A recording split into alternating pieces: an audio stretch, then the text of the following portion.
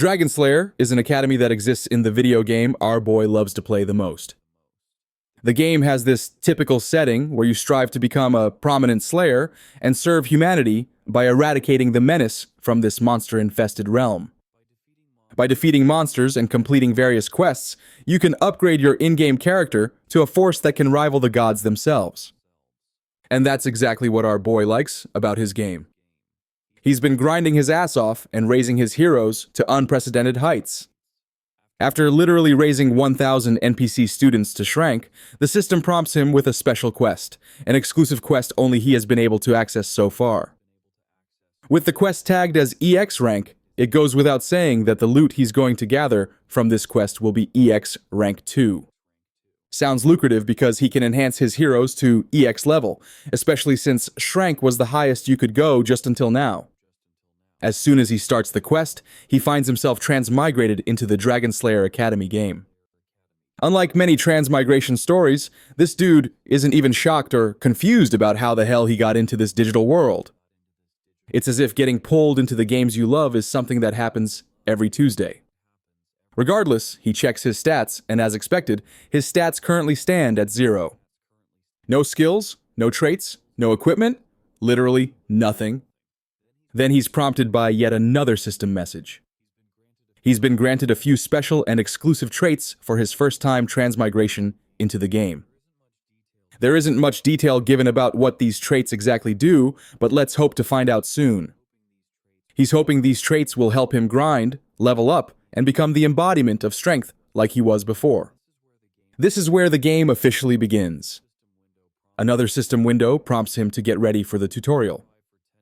He'll have to survive for 10 minutes, and as a reward, he'll be granted the Dragon Slayer Academy new student kit.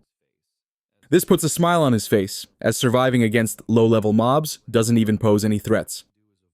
All he has to do is avoid attracting the attention of these mobs and let the 10 minutes pass. It's a strategy he has used in the past, but little does he know, bro is in for a great surprise. The snarling noises and heavy footsteps echoing can't be from low-level mobs. In the sky, there are literally 2 dragons duking it out. Of course, he accelerates through the forest before he loses his sorry ass in the collateral damage. He can't believe what he just witnessed. 2 S-rank bosses, just for a mere tutorial quest, sounds ridiculous. Perhaps this unprecedented occurrence is due to the difficulty level being X. Meanwhile, the fire dragon uses one of his magic abilities and is about to release a massive torrent of fire. The intensity of the attack is so high that if our boy doesn't leave this place, he'll be incinerated on the spot.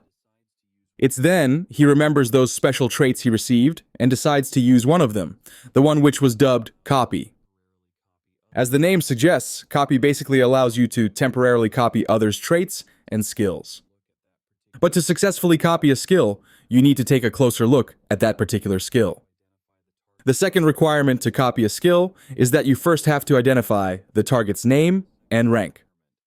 But being the former champion of this game, fulfilling the second requirement isn't that hard for him. And without further ado, he copies the target's trait known as Elemental Resistance. With the help of this Elemental Resistance skill, he avoids getting burned.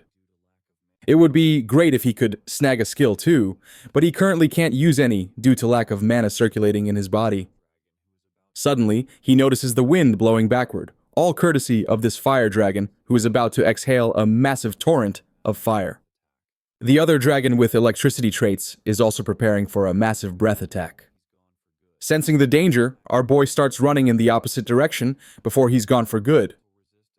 Breath attacks are the signature moves of dragons. Even with his elemental resistance, the risk of getting cooked alive still looms if he gets caught in the mess. As he's running away, both dragons unleash their strength, causing a massive blast. By that time, the 10-minute countdown has run out, resulting in the completion of the quest before he got cooked alive. As a reward, he's been granted the Dragon Slayer Academy uniform, a student ID, along with a train ticket.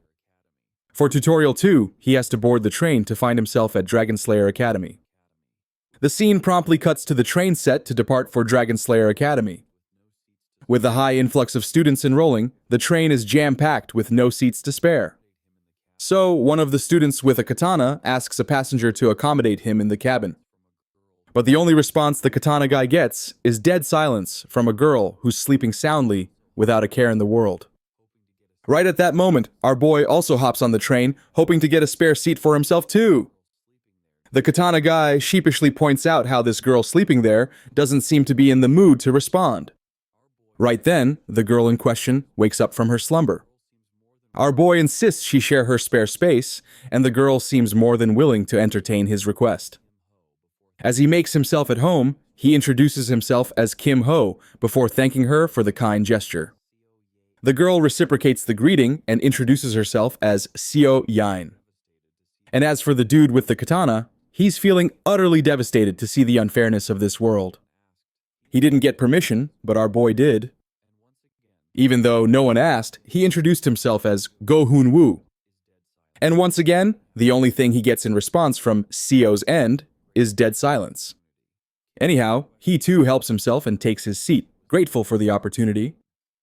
Kim Ho questions Hoon Woo about the reason he was late to catch the train.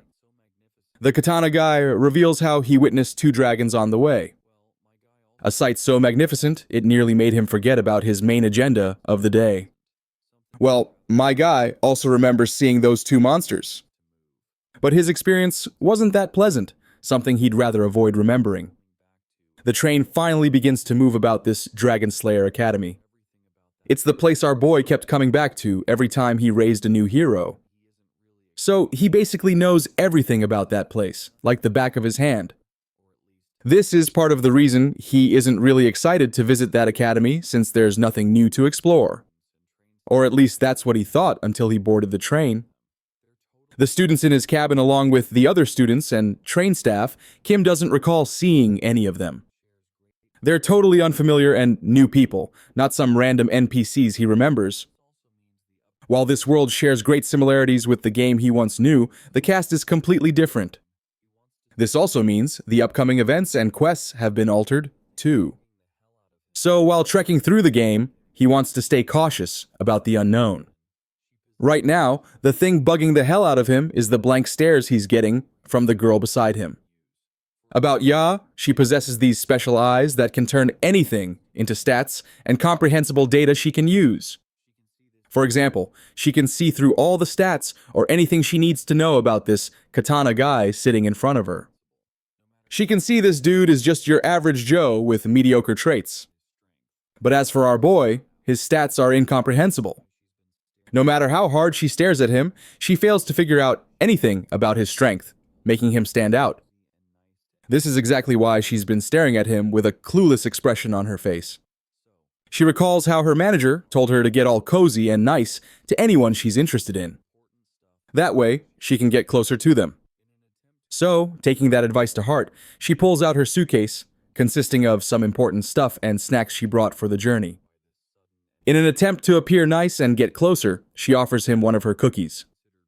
Of course, Kim is naturally bewildered by this sudden and unexpected gesture coming from her, but saying no would be considered rude, so he takes the cookie.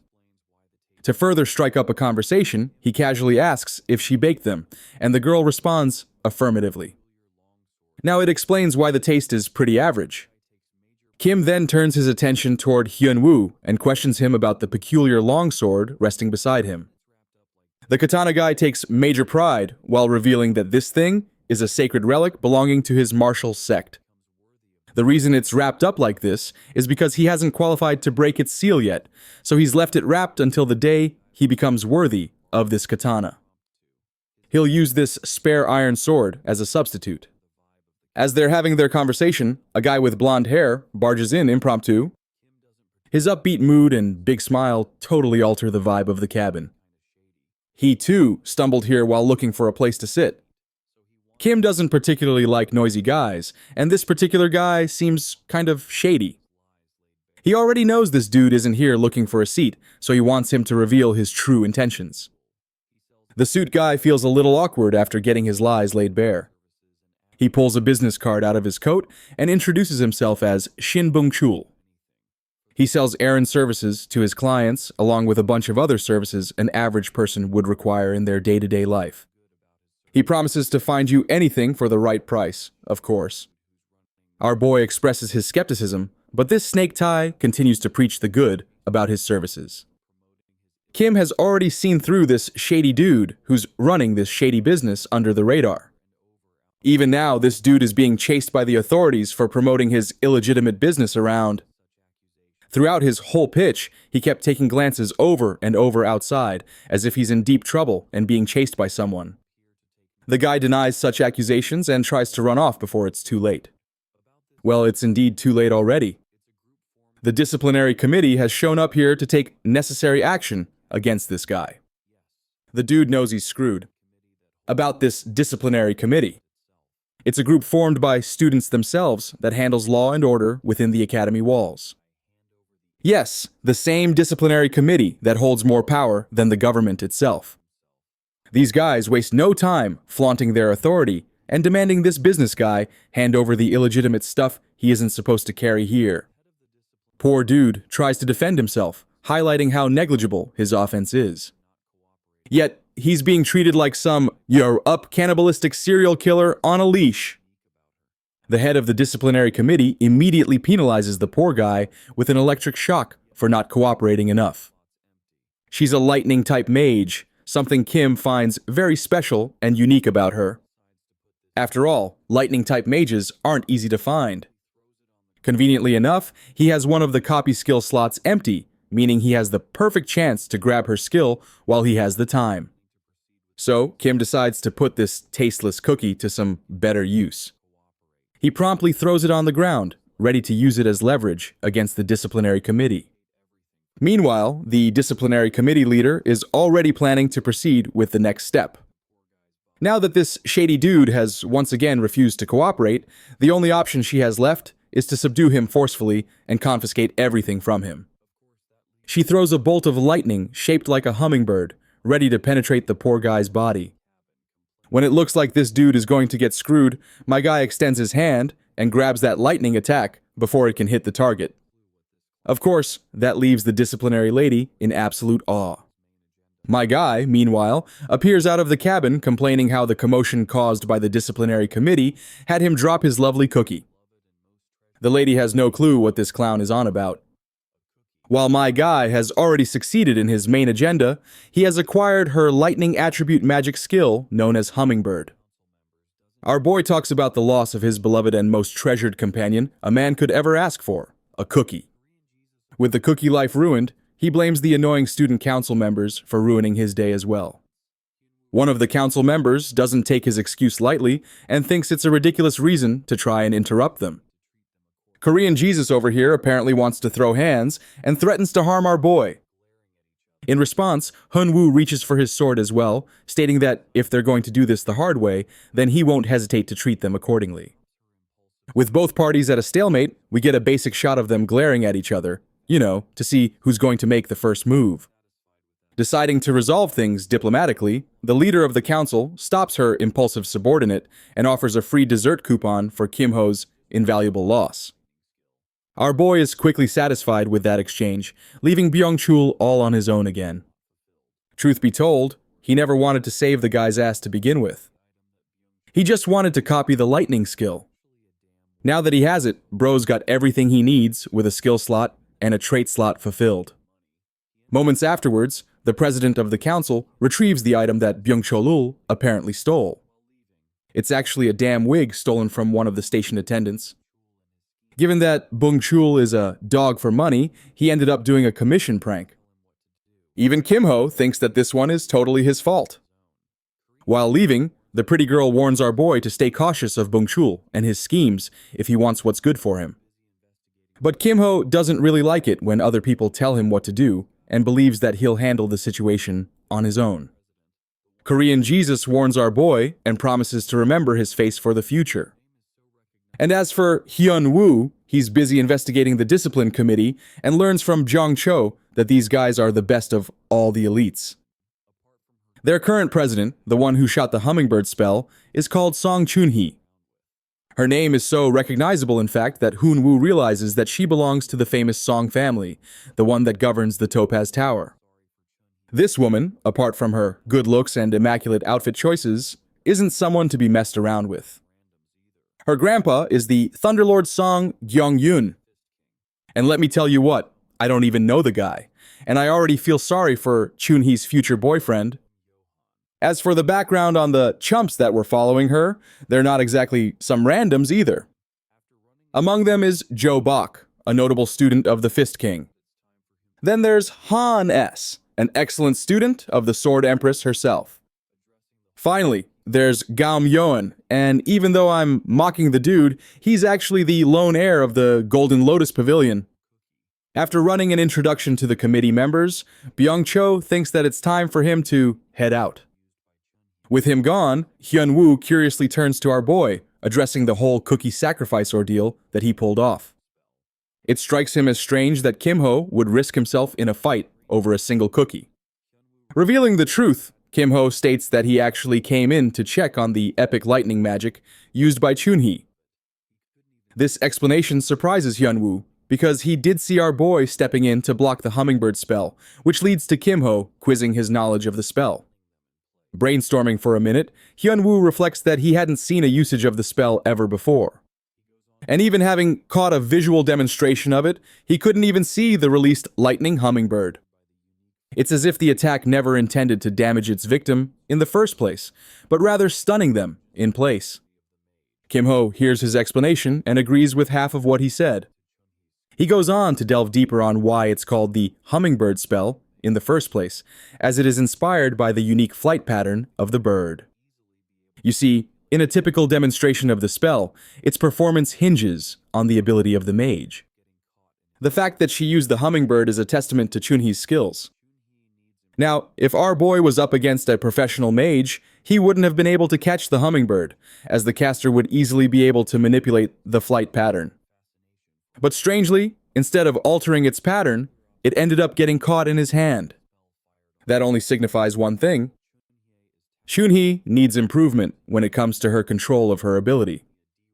At this point, Hyun-woo is genuinely impressed by our boy's in-depth explanation and fascination for a spell. By the way, there's one other observation that Kim-ho made when the spell fired off. He assesses that Chun-hee is talented for being able to use an E-rank ability with only a D-rank strength stat, further implying that she has access to either a strong trait and even raises the possibility that she might be loaded with internal mana. In any case, Kim-ho thinks that she'll easily live up to her reputation as the Thunderlord's granddaughter. Focusing back to Hyun-woo, he's quickly become a fan and friend of our boy in their short time interacting with each other. Kim-ho thinks that this guy's exaggerating it a little bit, but Hyun-woo is pretty serious about this and even offers to help him out whenever the guy needs his help. Appreciating the gesture, Kim-ho immediately decides to use this opportunity and tasks him to come with him. At the same time, he politely requests a sudden favor to borrow 1 silver coin. In the next scene, we arrive to Kim-ho's chosen location. Sadly, the machine is out of order. And yes, it's a gambling machine because this place once used to be a casino. The machine appears run down and broken Hyun-woo's eyes. And yet Kim-ho is willing to bet all his life savings on it. In other words, the one singular coin he obtained from Hyun-woo. The moment he enters the coin, initially nothing happens, causing them to wonder if it's really broken. But suddenly, the machine fires up and turns on, unlocking a hidden event called the Broken Slot Machine. Of course, it's something that Kim-ho knows due to him unlocking every achievement in the damn game. Using this as his golden ticket, our boy pulls the lever back, banking on the roll. But to both of their disappointment, the only thing he ends up obtaining in the end is a water bottle. Yes, not the wooden stick of destruction, or the unyielding forked sword, or even the secret American technique called the farmer's shotgun. Just a water bottle. Hyun-woo doesn't get what Kim-ho is doing over here. While our boy quickly explains that what they're doing is actually in direct violation to the rules of the academy, because obtaining any item from the machine is considered wrong. This makes Hyun-woo realize that he's basically standing by as a watchman while our boy is using the lever back to back in order to reap the rewards of the machine. He also suspects that they'll be fine because the committee generally doesn't come by. And well, let's just add that to a famous last words before death documentary, because only 1 second after the discipline committee member Sman quickly comes to check on what they're doing. Sman reminds them of the consequences of using the machine, which will result in demerits. Clearly, the situation has flipped over its head, causing our boy to instruct Hyan Woo to keep her busy for a bit. The cute girl also reminds Kim Ho's accomplice that he's going to get punished too for helping a student violate rules. But to her disappointment, Hyan Woo genuinely doesn't mind facing the consequences. In fact, he unsheathed his blade, intrigued to test his abilities against the student of the Sword Empress. Sman also decides to get ready for the battle and learns about his name. Without wasting time on any more introductions, Sman lunges into the battle with a powerful initial thrust. Her heavy attack is blocked by Hun Woo, who then initiates a counterattack. However, Soman evades it without any trouble. After maintaining some distance, Sman channels some energy into her weapon and bolts ahead with incredible speed. Taking to the air, she uses her entire body weight for a downward strike. The force of her attack is so heavy that Hyan Woo uses both his hands to block it. Kim Ho is also watching the fight unfold, realizing that Hun Woo is severely lacking when it comes to internal energy, hindering his performance in the fight. At the same time, our boy doesn't want things to get over too quickly because he's here for the full show. Gesturing his hand towards the swordsman, Kim Ho supplies an amplification spell, boosting the swordsman's magic core from grade E to grade C. However, this buff has a time limit of 1 minute and a cooldown period of 1 hour as well. This singular minute is the deciding factor for Hyun Woo, who is still struggling to keep up with the impressive Sman. The battle continues as the timer runs down to 14 seconds, making Kim Ho reflect that slot machines are usually avoided because of their inherent gambling nature. However, there is a piece of knowledge that none of the players know about. Its secret feature is actually the guaranteed jackpot trigger. Think of it as a pity system when it comes to your average gacha game. Initially, the players start the game with 5 coins, and right now, it's Kim Ho's 5th and final spin. This time, however, he's dead confident in using the extra piece of silver he borrowed from Hyan Woo. Turns out that right after the 5th spin is over, the 6th spin confirms a jackpot guarantee. It's not even a fair chance, but a guaranteed 100% chance of hitting the best reward. The slot machine finally turns out the best thing it has to offer, which in this case is the Dark Ice Crystal of rank C. The crystal comes with a potential hazard that it could cause the player's own death if used incorrectly. Anyway, the situation gets troublesome for our boy because the blue-haired baddie is about to stab him from behind. However, Kim Ho was ready for that and knew that his trusted companion would step in to help him. Hyun Woo does end up deflecting the blow, but at the cost of shattering his iron sword. The time duration comes to an end, but to Sman's shock and horror, this man literally drinks the dark ice crystals even after reading the warning sign. Right away, the system initiates a status of frozen on his body. As you can expect, bro starts choking out like that one satisfying scene where Joffrey gets poisoned in Game of Thrones. But interestingly, in our boy's case, the frozen status keeps applying and removing itself, causing an unending loop. And only 1 second later, Kim Ho rises like nothing even happened, stunning both the committee member and Hyun Woo. Shortly after this scene, Hun Woo asks about what he consumed from the vial, to which Kim Ho responds that it was a mana-replenishing elixir. Let's talk more about the unique 6th spin of the slot machine. Upon usage, it releases the Dark Ice Crystal. But this thing is seriously lethal for most beginners that come across it, resulting in a horrendous death. It's so deadly that a piece smaller than a fingernail is enough to freeze your entire body into a statue. Basically, think of it like Medusa's petrification ability, but this time you're consuming your own demise. As deadly as it may be, Kim Ho outlines that he's the exception to the rule. Why? It's because of his S-rank elemental resistance. You know, the one trait he obtained from the S-rank dragon in his tutorial quest. Because of that, his body has now entered a never-ending loop of applying and removing the frozen status, nullifying it completely. But not just that, he also gains an easy access to the immense energy after consuming the crystals. As for how he handled the committee member, Bro used his male manipulator gaslighting Promax skills to fool her with a false explanation. Anyway, Hin Woo is pretty satisfied being able to help out our boy because it also led to him testing his own skills against the student of the Sword Empress. Kim Ho thanks him all the same because he couldn't have pulled off the 6th turn without his help. The swordsman is thoroughly intrigued by Kim Ho's amplification skill that he used during the fight. However, our boy turns him down and states that he can't use it anytime he pleases, which is actually true because of the cooldown factor. Kim Ho's explanation is fair because even Hun Woo understands that a powerful skill like that must have its own drawbacks. As for the sleepyhead Yun, she's barely catching on to their words. Speaking of which, our trio is about to reach their destination called the Dungeon Island, the final station of the train. Dungeon Island is famous for its enormous number of dungeons, and it was formerly a place reeking of criminals who didn't exercise any kind of law. Everything changed when the Dragon Slayer, the first and most memorable hero, made his mark on the island. First, he took care of every last criminal. Then, he conquered all the dungeons on his own and finally built a city using the island as its foundation. That city led to the creation of the Dragon Slayer Academy, the place that fosters the growth of incredible warriors. Arriving at the institution at last, Hyun Woo is amazed by the attitude of the crowd. The place is filled to the brim with many different students coming from all walks of life. Unexpectedly, the trio ends up bumping into Chunhee, the committee leader, who wants to see our boy back in her office. The scene cuts to the meeting in the committee room, a place of interrogation that is notorious for being so frighteningly life-changing that anyone who goes inside never returns the same.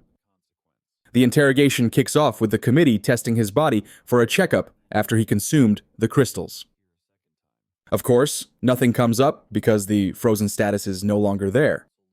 It leads to the committee doubting the legitimacy of the forbidden item in the first place.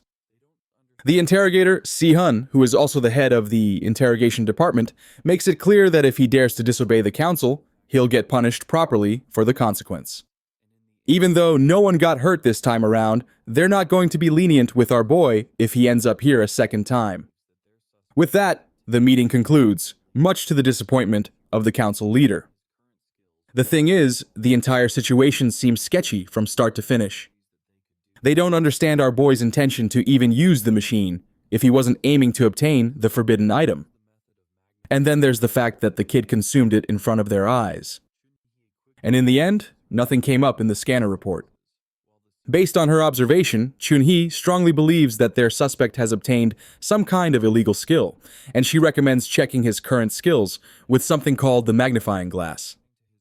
Si-hun agrees that they could do that, but highlights the problems that arise when nothing comes up as a consequence. If they use the method of magnifying glass, they have to be certain in their claims. Chunhee quickly realizes her faults and apologizes while the senior tells her to handle things with patience. He also recommends that she quickly hurry to the entrance ceremony or else she'll miss it. In the next scene, we have our boy returning to his group among the other freshmen. He's just completed tutorial number 3 by attending the ceremony on time, rewarding him with a few silver coins and a weapon selection ticket. Even though it's classed as rank E, it's better than not having anything at all. With this, he's also assured himself a good return on the coins he lost.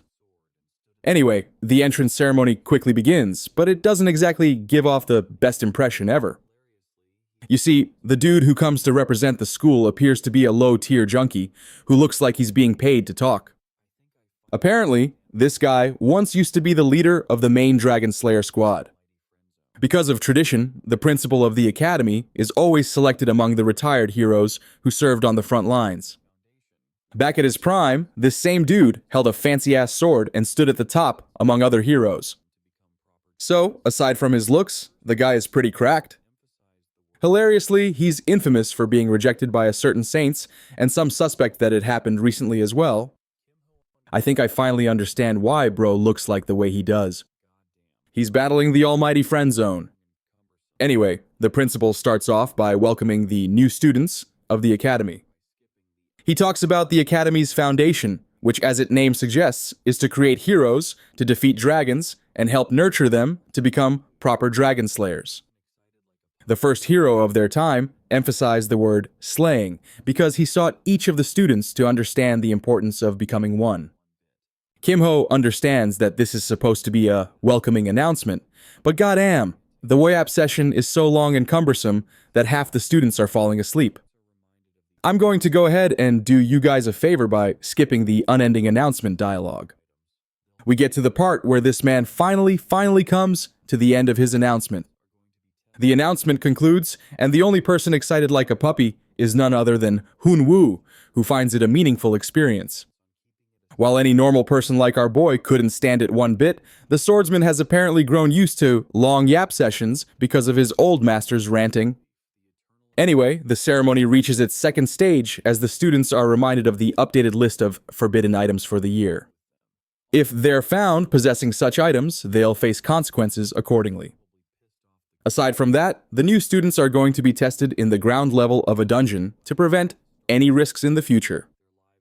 Instructor for Eyes places importance on keeping it a safe environment for everyone and reminds them to follow rules. With that, the ceremony reaches its end. The students are in disbelief. The eternal announcement of death has finally ended. Right away, Bicho finds our trio and offers to get food with them. Also, it appears the dude has found himself a new tattoo because he probably pissed off the cute beast in the background. Anyway, Byung-cho tells them to eat well because starting from tomorrow, their lives will change with the first class. That same night, Hyun-woo and Kim-ho pleasantly discover that they're going to be dorm neighbors from now on. Our boy quickly goes inside to get comfortable, but he can't allow himself the sweetness of sleep just yet. Instead, he sits on his bed in a meditative stance, focusing all of his efforts to accumulate mana and build a core. It's about time we talk about the concept of a power engine. To use any skill that requires mana, one needs the use of a core. In reality, our boy has never crafted one before, but because he's played this game more times than he can count, he knows the theoretical aspect of it. Plus, he's already imbued a dark ice crystal with his mana, so that's pretty good for him too. The perspective cuts to Hoon-woo, who also appears to be in a meditative position, analyzing his fight against the incredible Sman. She has been his real opponent for a long time, and though they were both holding back much of their strength during the duel, the result would have been a lot harder to conclude in a real match. In reality, when Kim-ho came up and buffed the swordsman's core, he allowed this guy to survive much longer than he should have. In other words, Hyun-woo thinks of our boy as a master. It's the impression that remains constant in all of his interactions with Kim-ho. Not only does this guy maintain a calm composure, but he also has a sharp head on his shoulders to see through any situation.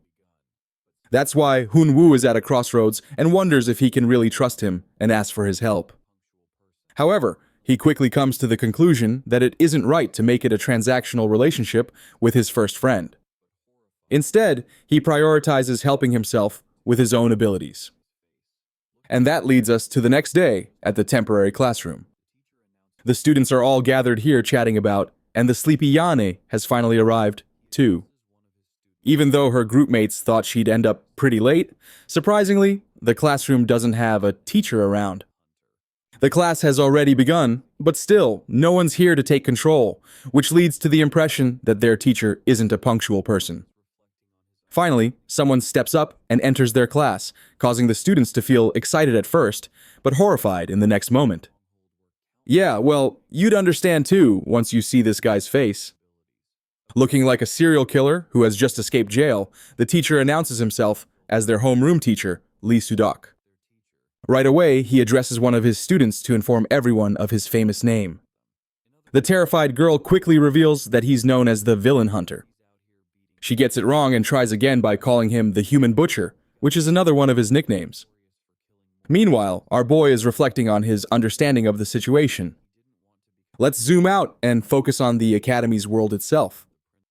This place is the one stronghold where countless S-rank heroes are forged with limit-breaking capabilities. Of course, some of them turn out to be terrible people and become villains to fulfill their own goals. Seorok, their teacher, is actually a hunter who tracks down such people and beats the woo out of them. In other words, this man is the definition of aura because he's out here beating dangerous S-rankers for sport. In fact, he got his name because he's notorious for killing more villains than capturing them. Sudok makes it clear that he didn't want to become a teacher and only applied upon the insistence of the principal. He's someone no one wants to woo with, and he's known for his perfect execution. And with this task of teaching, he intends to do the same with his students. Bro is so horny for perfection that he outright threatens to kill the students if they fail his exams. Ah yes, what better motivation than literally having your life on the line? Initiating his first class, Sudok addresses the grading system of their school. First off, the written exam criteria qualifies for 30% of the total score. Then there's a behavioral score of 10% for maintaining a clean record, a freebie for behaving well. Of course, the same score can easily drop to 0% if the students aren't careful and affect their overall grade. Sudok sarcastically states that he's going to make sure to keep an eye on each one of them so that he'll get to see at least a bunch of his students survive graduation. Next up, he talks about the practical exams encompassing 2 sections, dungeon quests and player versus player matches. As the name implies, the students will be tasked to conquer dungeons and then face off against each other for a score. The ranking criteria for this will be rated relatively to the other students. Long story short, with 3 sections encompassing 90% of the score and the attitude section containing the last 10%, the overall evaluation reaches a total score of 100. With the scoring criteria resolved, the teacher wastes no time taking his freshmen to the arena. Here, there's already multiple matches going on. Remember what Byung-chul felt so excited about yesterday? The player matches is what he meant. The rules of the match are known for changing from time to time, depending on the setting. For this specific event, the rule is classified as a death match and not a literal one. It just means that the duel will go on until one person's health bar hits 0, or if they're incapable of continuing the fight. They can also surrender, and there's a total time limit of 5 minutes for each battle. If neither fighter can resolve the duel in a set duration, the match ends in a draw or reaches its conclusion via a judge. Bung-chiel also states that the participants will face off against 3 random opponents from the same year, netting them a total of 300 points for every victory scored. But what about the cost of losing or drawing? To that, Kim-ho quickly states that there isn't any negative marking, but no one's going to get a participation reward for it either. Suddenly, a system notification pops up, alarming him of a subquest mission through the placement exam. Our boy is required to participate and score at least average results in the exam, which means beating one of his opponents. If he successfully completes the quest, his reward is an extra copy slot.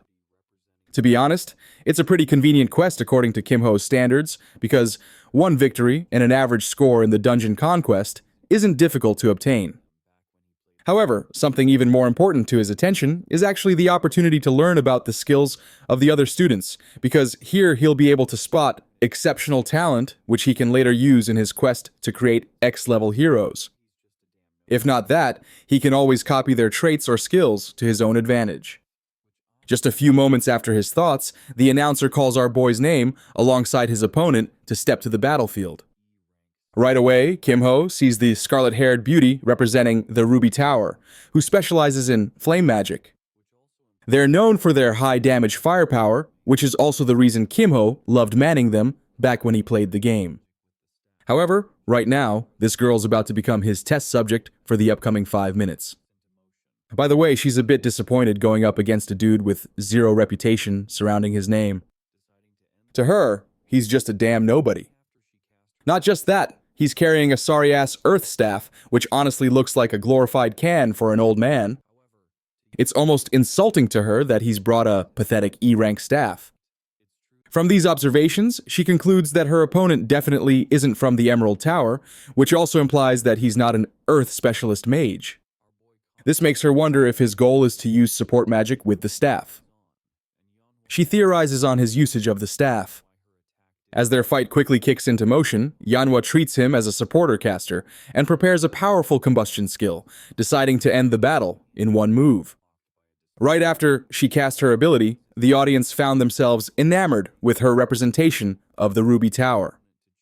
However, to Yana's complete shock, her opponent's health is fully intact.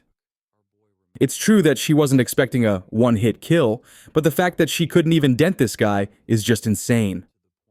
When the smoke clears, our boy confidently smiles at her confused state. The fight is on, and Yanhwa is already on edge. Questioning why her attack didn't connect. Thinking that her opponent must have deployed the Dispel ability, she changes tactics and decides to use a spell that can't even be blocked by a Dispel technique. What she does is cast a column of explosive flames all around him, forcing her opponent to choose his options carefully, as any misstep could be detrimental. But to her shock, our boy remains unaffected. That's right. Look at him standing majestic without even trying. It pisses of Yanhwa to the point she casts a third ability, invoking a powerful spell called the Fire Pillar. The attack is aimed right towards Kimho's head and detonates in a firestorm upon impact.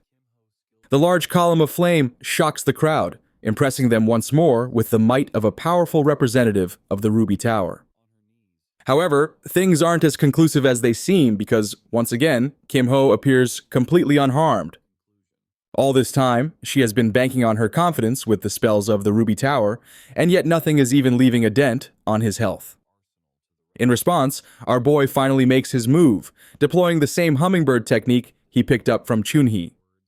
Clearly, Yana wasn't expecting a lightning spell being used by a support type.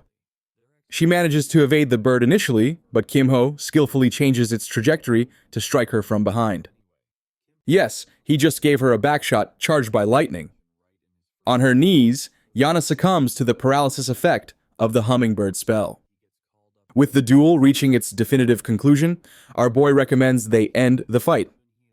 He thinks it's going to be terrible for his opponent if she ends up revealing her entire arsenal to the rest of the crowd.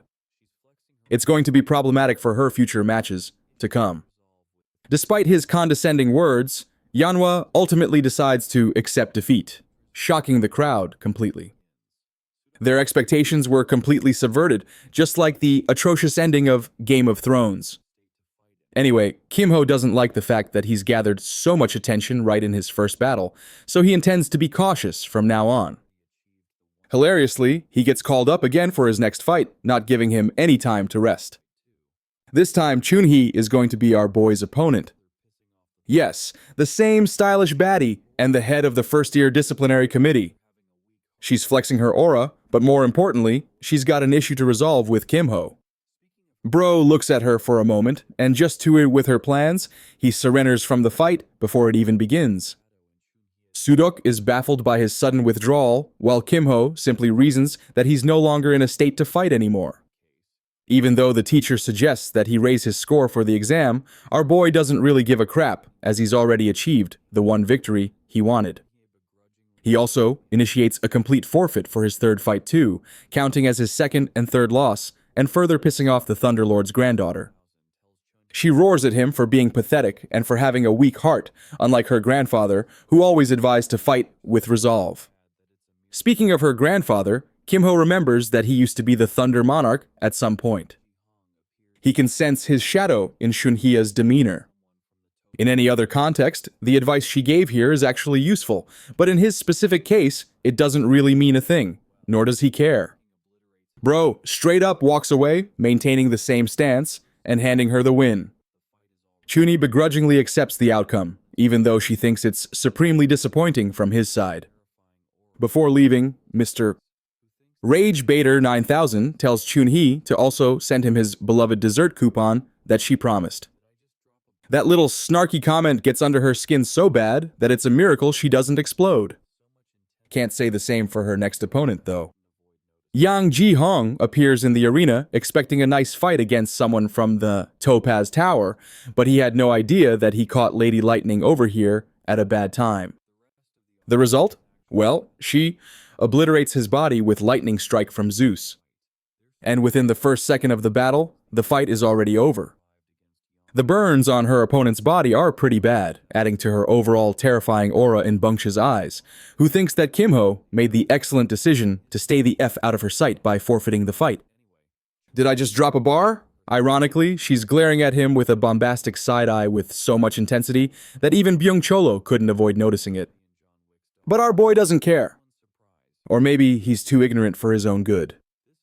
He's impressed by her flashy debut as the Thunderlord's granddaughter. Meanwhile, the rest of the audience is actually fed up with the way Kimho forfeited his second and third fight. They're starting to think that dumb luck is the only reason he survived against Yanhwa, and it's exactly the kind of perception that our boy wants his image to be. So, while shit-talking is usually a bad thing, in his case, it's a positive thing. Anyway, Chunhee is queued up for her third and final fight, but only this time she's up against the beautiful Seo Yain, also known as Korean John Wick's daughter. To everyone's surprise, Yang ended up as a gun duelist. This fight is building up to be something worth watching because gunners typically have a unique advantage when it comes to facing off mages. People are starting to think that maybe Chunhee will lose this duel after all, but our boy thinks that it's too uncertain for now, so they'll have to let things play out. To make it even more fun, Kimho is happy to place a bet to determine the victor for 5 silver coins.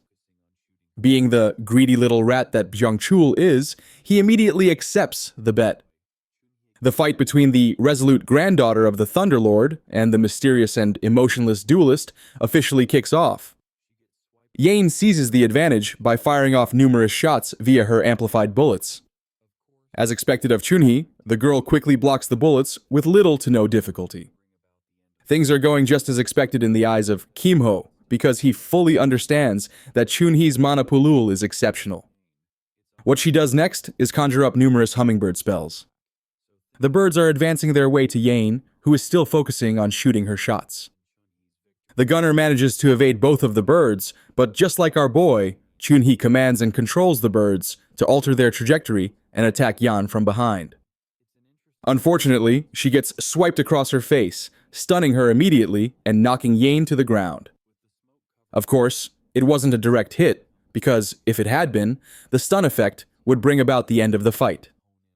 Still, Kimho says that it's still slowed down Yang's movement, and with the first bird electrocuting Yan, it's obvious that she won't be able to dodge the next attack.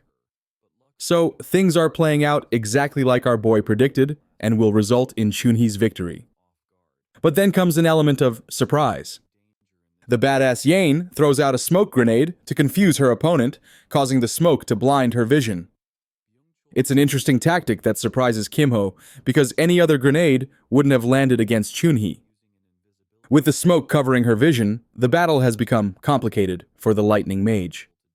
And it's here where Yain can finally hone in on her advantage. The gunner takes aim and connects a proper shot against Chunhee's back, a direct hit. At first glance, it seems like the attack actually hit her. But luckily, Chunhee casted a defensive barrier at the last moment and still found herself off guard.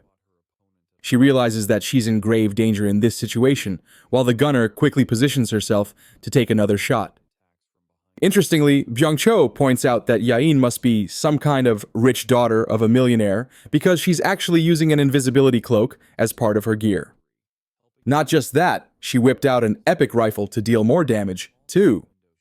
One shot from the rifle is so threatening that Chunhee doesn't risk blocking it. She only dodges by a couple of inches. At present, their health bars are roughly equal, and half the duration for the fight has already expired. The problem with the invisibility cloak is that Chunhee can't spot her opponent at all.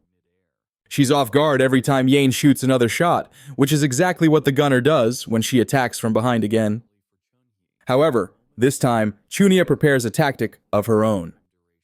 Thanks to her barrier, she's able to track down the mana bullet's exact trajectory, helping her narrow down her opponent's exact position.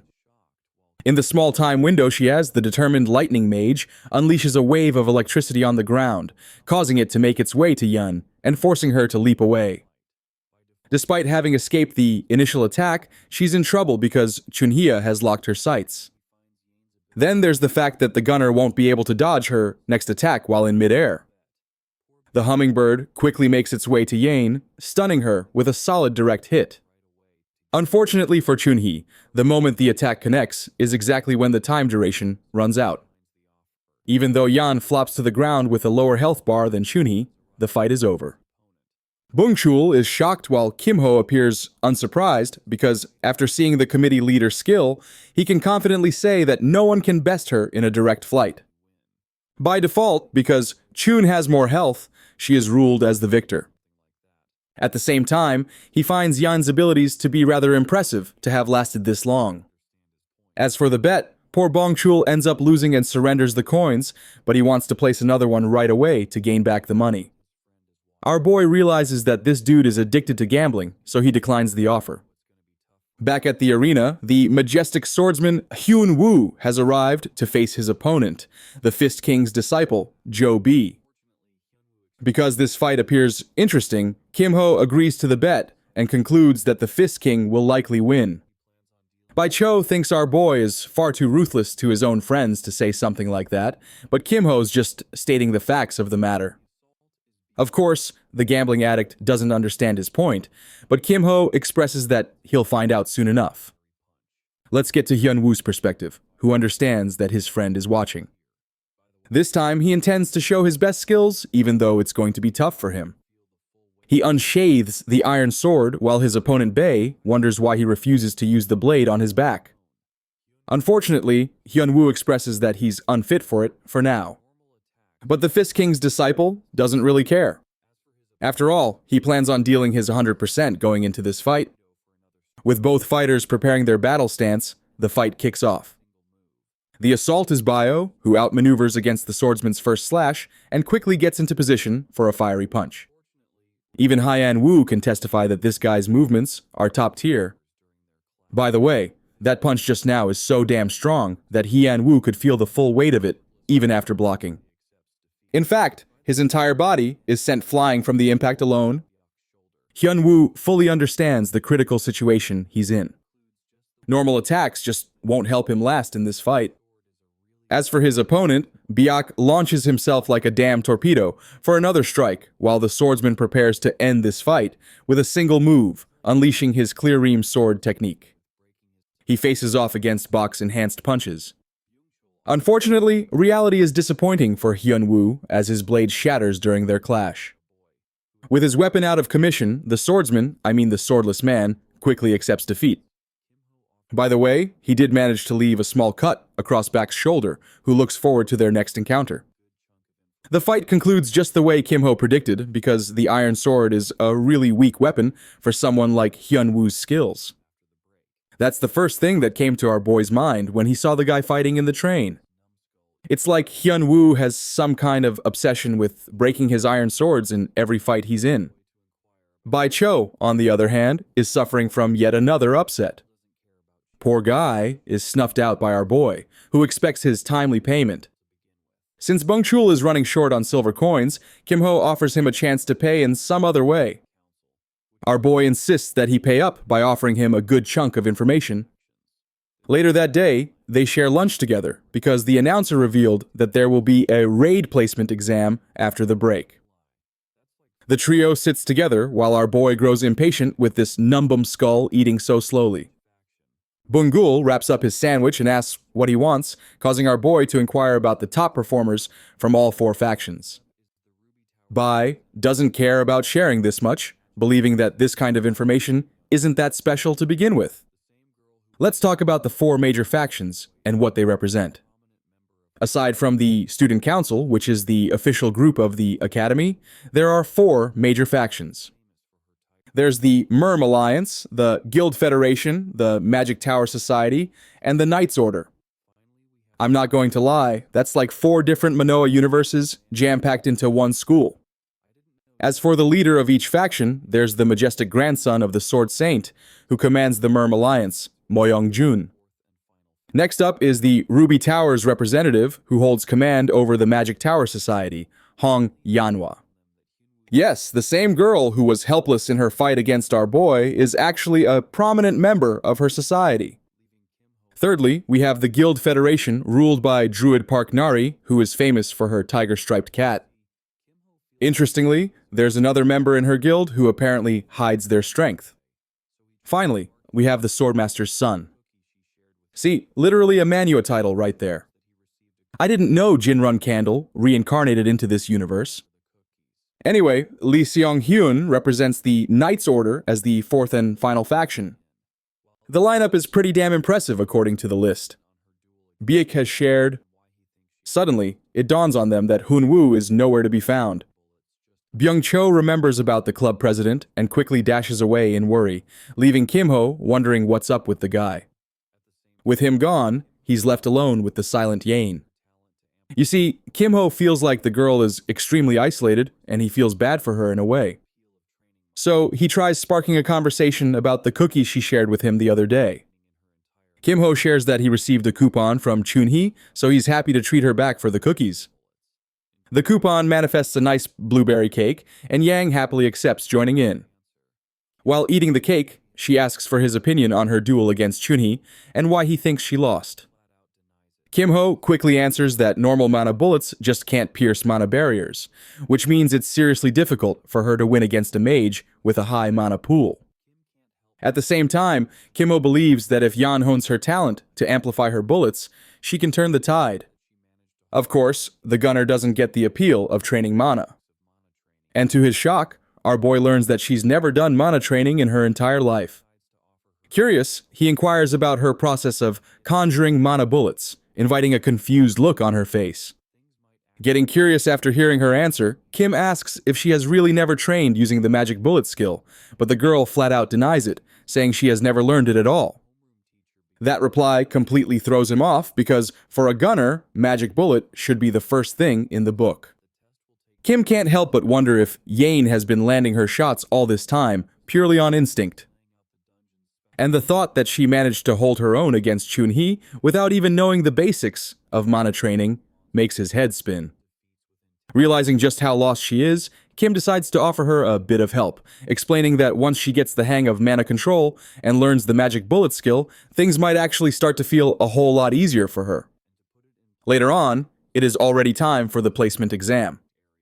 As the students gather in the hall, their homeroom teacher begins to explain the rules for the conquest exam. Standing in front of a portal, he tells them that the test will take place inside the dungeon known as the Mist Forest. The nervous guy then starts laying out the dungeon's special conditions, starting with the first rule called High Score.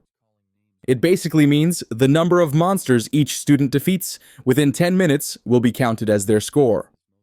So, the objective is to take down as many monsters as possible before time runs out. The second rule is something they call the Fixed Zone.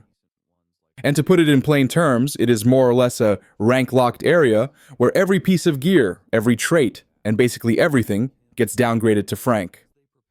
The homeroom teacher informs everyone that even their core will be affected by this rank lock and warns them not to get any funny ideas, especially when it comes to managing their mana. After laying that out, he starts calling names one at a time so the students can head into the dungeon. The room quickly fills with groans and complaints as most of them start whining about how unfair the rules are, which only makes the teacher realize just how useless the majority of them seem, aside from a few decent ones like Han Somi and Cho Jong-pi, who might actually stand a chance. Next up, he calls in the following batch, which includes Kim and Yan. As they prepare, Kim casually tells her to try using a rifle and recommends going for headshot on anyone who dares to get too close. Meanwhile, Chun-hee can't help but find it strange that some guy who is not even a gunner is busy giving out tactical advice like he's some sort of expert. After that, they split up and Kim steps into the dungeon alone. It's been a while since he last visited this place, so he takes it as a chance to test just how much stronger he's gotten. As the timer begins, he wastes no time and takes down a goblin who clearly thought his little ambush was clever enough to work. In the Mist Forest, monsters spawn wherever they want, making things tough for students who aren't used to the chaos. But like with every system, this dungeon isn't without its flaws. And Kim knows the biggest one lies in its fixed patterns that tend to repeat. Thinking back on the goblin's position, he figures it might be part of what's called the C pattern. With that in mind, he readies his short blade and throws it right on cue, nailing an ogre straight through the eyeball and into the skull. For a second, he wonders if he even needs a staff anymore, and grins as he casually picks up the fallen monster's weapons like they're just handing out loot. From there, he starts stacking up points like crazy and dives into the fight without holding back. While he's on his rampage, two trolls think they found the perfect target and charge at him. But things don't go their way at all, since Kim doesn't even flinch. Just before heading out, Kim remembers that there's a replay feature and quickly deletes the footage, knowing that if the system ends up syncing the monster behavior with his exact moves, it could land him in some serious trouble later. With barely 3 minutes gone, he already has more than enough points to complete the subquest requirements and figures. It's best not to draw any extra or unnecessary attention. As he steps outside, he spots Yan walking out looking completely drained and mumbling about how tough it was in there. Seeing Kim come out so early makes the homeroom teacher recognize him as the same guy who once chose to forfeit a PvP match. And now, here he is again, not even lasting the full 10 minutes. In his mind, he scoffs at what he sees as a weak mentality and silently mocks the idea of someone like Kim ever becoming a dragon slayer. But that judgment shifts real quick when he checks the ranks and realizes Kim has already made it to the mid-high tier bracket. The fact that someone reached that level in such a short span seriously messes with his expectations, since it's the first time he has seen anything quite like this. Deciding it's worth keeping a closer watch on this kid for now, he calls up the next group of students, which includes Hunwoo and the rest. Kim then checks the leaderboard and notices that even the top talents like Lee and Moyoung-jun seem to be sitting around Han Somi's level, which makes him wonder if maybe Hunwoo could actually pull ahead. And right then, it happens. Hyunwoo takes first place with the highest score, proving he's not just riding on luck. Impressed by the result, Kim praises his friend the moment he steps out, but Hunwoo quickly shifts the credit, saying it was all thanks to Kim for letting him reset during the PvP match. Of course, not everyone's thrilled to see them succeed, and a few people nearby throw some passive-aggressive comments about Kim. But Hunwoo starts getting riled up while Kim casually winks at him, signaling him to ignore the noise and save the energy.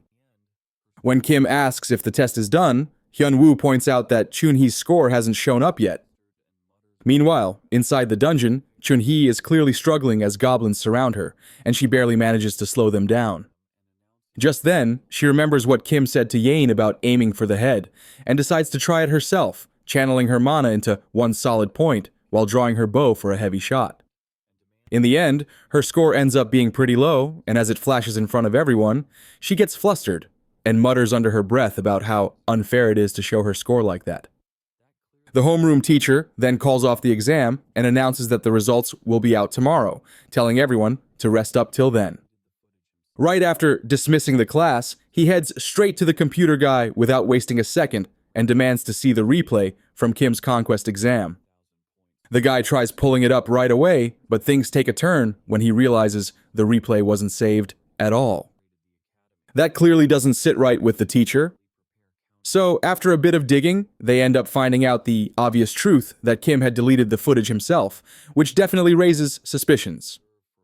He knows if our boy kept going at the rate he was going, he would easily go over 2,000 points soon. At first, he thinks that it is possible he is one of the apostles of the evil lord who infiltrated the academy. So, it would be smart to quietly prepare countermeasures against him. Four Eyes asks him if he should report the case to the principal, but the homeroom teacher decides to observe for a little longer, because if they don't present solid evidence at once, he thinks Kim will go underground and become even harder to catch. As he walks away, Lee concludes if our boy really is an imposter, he will reveal his true colors soon enough. Meanwhile, at the cafeteria, our hero, along with Hunwoo and Yan, grab some coffee. It seems they have gathered at the cafe to make sense of the really confusing booklet they got over a nice cup of coffee. Our boy tells Hunwoo to bring out his student ID and check the points. He explains that the number he sees are available points that act like currency in the academy. He continues that points can be earned from dungeon quests as stated in the book. And although they can be used to buy items or services, they can also buy recordings that can be accessed right before a student leaves the dungeon, including replays of other students. As he shows off the replay of Sman, he buys for 100 points. Seeing the recording of the blue-haired girl accessible so easily leaves Hyunwoo completely speechless. Kim says since Hyunwoo has a solid score, his probably sells for a lot of points too. And that's exactly what happens. As Hyunwoo watches in surprise, he gains 300 points from people buying his dungeon replays. Kim's buddy immediately realizes that is actually really bad because other students can analyze him and discover his weaknesses. He tells Hyunwoo that although he got lucky due to special rules inside the dungeon, everyone will find out soon enough he has a really weak core. But because of how much points are worth, the gamble is worth it. Then, our hero reveals that there is a special training room where the mana is dense, so it allows him to cultivate and grow faster. Hyunwoo shoots out of his chair in amazement that such a place even exists, but Kim tells him not to get too excited because there are strict conditions on entry. Hyunwoo quickly guesses that it probably costs an arm and a kidney, and he confirms it costs a whole 500 points for only 6 hours. It doesn't take long for his buddy to realize that if he goes there daily, he's going to be more broke than the homeless people on the streets. So his friend asks if there's another way, and our boy excitedly tells him they can buy the season pass, which is given to the top clubs, meaning they would have to steal the spot from someone like Mo Young-jun in the swordsmanship club, which seems pretty impossible. So Hyunwoo is quick to give up, but Kim lets him know he can hook him up in return for a favor. With a sly grin, he says he wants Hyunwoo to dive into the deep dungeon once he is strong enough, and explains that it is a deadly place compared to the mist forest they just went to. Without any hesitation, Hyunwoo confirms that he has a warrior spirit, so there is absolutely no doubt he will take him up on the offer. Hearing that, Kim tells him to grind as much as he can, saying he will somehow get the season pass for him in 2 weeks. After that, he heads to the workshop to make another sneaky deal. Inside, he sees a Shutten busy in the dark, who asks him to state his business. Our boy politely greets his senior and says he would like to join the Magic Engineering Club. So the guy asks him why he came straight to Workshop 4 instead of 1, and he says that the people from Workshop 1 sent him here, really pissing the senior off. The guy straight up tells him to say what he wants and leave instead of annoying him. As he turns around, Kim notes that his senior has a B-rank magical engineering skill and happily copies it without any respect for consent. After that, he looks around in search of something, and the moment his eyes land on it, a sly grin flashes across his face. He grabs a shiny blue cube and asks his senior if it's valuable at all. The man says that it's pretty useless trash because it's so complex. No one can replicate anything like it. So our boy asks him if he can have it and says he feels bad taking it for free. So he offers to trade it for a catalyst reagent in return because even though the item isn't exactly a big deal, it is something an engineer always needs. Just like he planned, the senior happily trades it and tells him to stay silent about their little deal.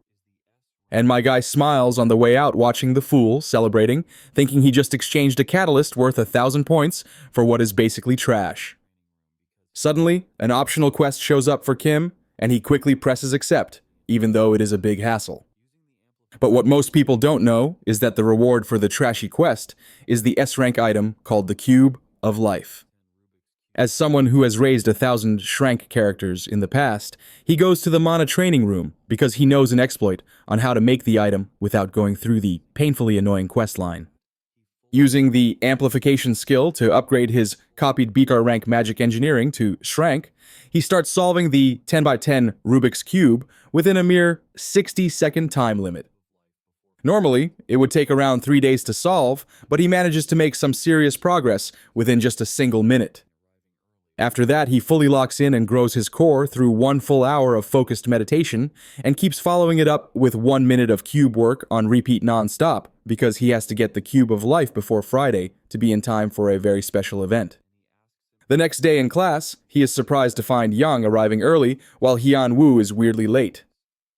But he is quickly distracted by Yang's surprise dinosaur cookie attack.